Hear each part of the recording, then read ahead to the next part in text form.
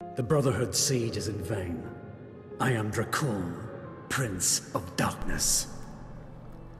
Hello there, Sir from 17 once again.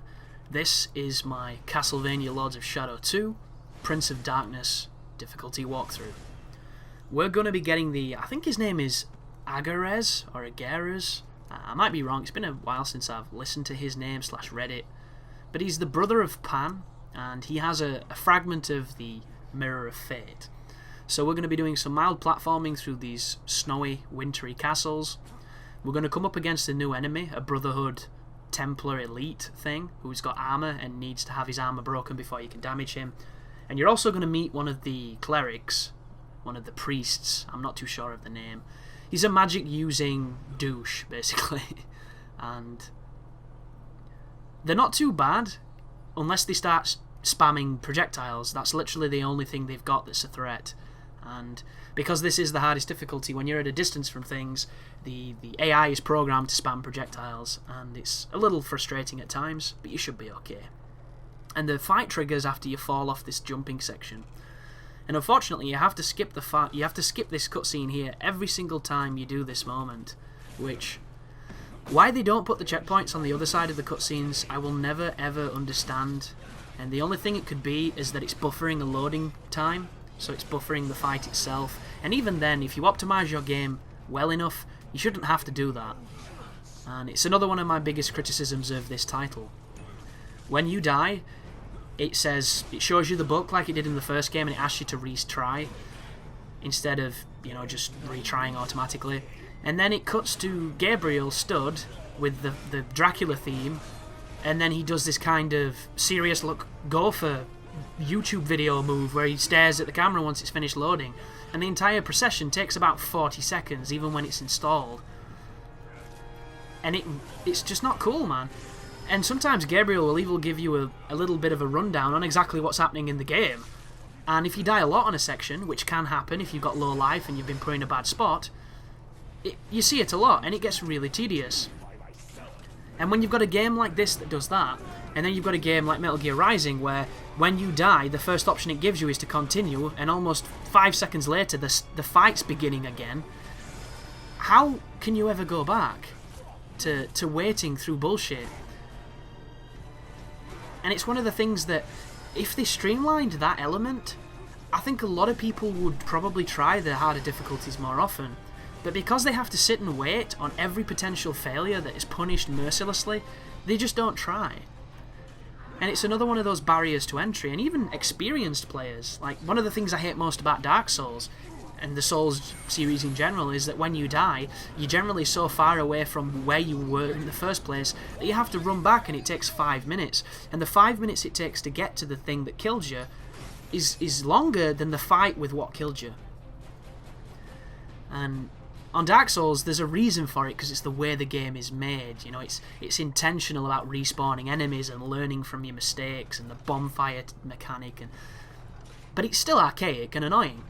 And you just kind of put up with it and get over it. And it's just, that immediate re-entry. And if I ever make a game, guys, that's what you'll get. The moment you die, there'll be the option to reload or continue or whatever. And the second you hit it, you'll be back in the game, and the checkpoint will be after the fucking cutscene, and it'll be bang on the fight, and it'll be none of the bullshit, all of the challenge.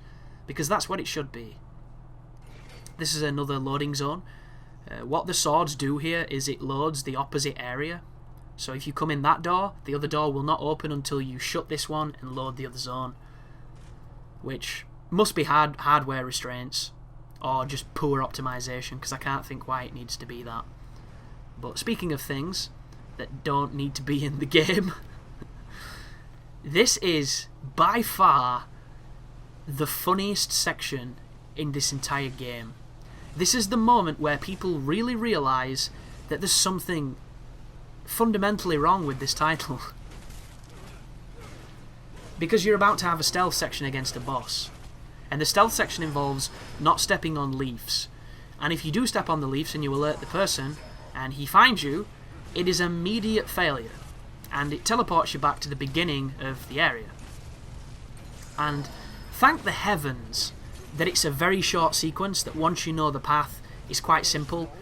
But when you're trying to find the path on your first attempt, it's literally about as fun as going to the dentist's, because all you're doing is pulling teeth. And it's completely unnecessary, because the only thing that happens afterwards is you fight the boss, and the fight is really fun. It could have literally been... The area looks fantastic, by the way. It's kind of this forest that's in perpetual autumn, so it's got red, crispy looking leaves. And you could have fought some new enemies, some cool enemies, and had a really cool sequence. But instead, you're playing hide and seek with a magic goat. And it's just stupid. It's so stupid, and I wouldn't be alone in saying that on my first playthrough, I was absolutely fuming. Because I hated it, every moment of it. Like, it's just so bad. Oh. Like, it's moments like that when I wish you could have seen my first playthrough. Like, if YouTube had not changed, that's what you would have seen. And, like, people would have been in tears, because I was getting so mad at it, because it's just so silly. And it's one of those sequences that is completely unnecessary. It's almost there to just be there, and for no other reason. It adds nothing to the game. But this is it, folks, and what you want to do is you want to hit the bell at the beginning, lure him over here. He moves very fast, and you've got to be quick because he could smell you, apparently. Then I hit the mist to go across the leaves. Then I'm going to run directly forward, jump over this, climb onto this, and start shimmying as best I can. And what happens here is it introduces you to the concept, of Gabriel being a sticky bastard. And what I mean by this is, he will not let go of some platforms. There are times when you jump, and you grab a platform by accident, and then you try and get off it by pressing down and A, and he doesn't get off the platform. He shimmies about, and you get caught, and you get mad. Like this here, I'm pressing down, please get off the platform. And when you finally do jump there, if you hit the mist, this will give you some good distance, and then you can jump over the last bit, and you can go and hit the button. And when you hit this button, he knows immediately where you are, so we're going to dupe him with the mist technique. He's going to run towards you before he gets a chance to see you, hit the mist, he'll run completely through you, and you can go through the gates and never have to play this godforsaken stealth section again. And that's it. It's only a few minutes on a video of somebody that knows what they're doing, but when you're doing it yourself, those first few times, just fire that person who fought with an F, like that's a word, that's not a castle or some kind of fortification, who thought that was a good idea. Just leave them. Just parcel them up and send them somewhere else, because it's completely worthless. And there's going to be a lot of people that are really frustrated in that section, because there's nothing like that in the rest of the game. Even the other stealth sections have nothing to do with stepping on stuff. None of them have a really fast enemy that can smell you, and what smell you means is the AI knows where you are for no apparent reason. That being said, I suppose Dracula is kind of dead, so he probably stinks like an old box of cum. This thing here, there's a secret achievement or trophy for killing this, but you have to kill it with the fire dagger, because it turns it into a chicken.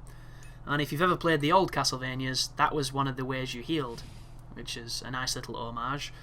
But if you run over here, you'll see the thing we came from, which was the fragment of the mirror, and then you're going to get attacked by Agreus, who we're going to fight in the next video, and I'm still not too certain if that's his name. So thank you for watching, and you take care now.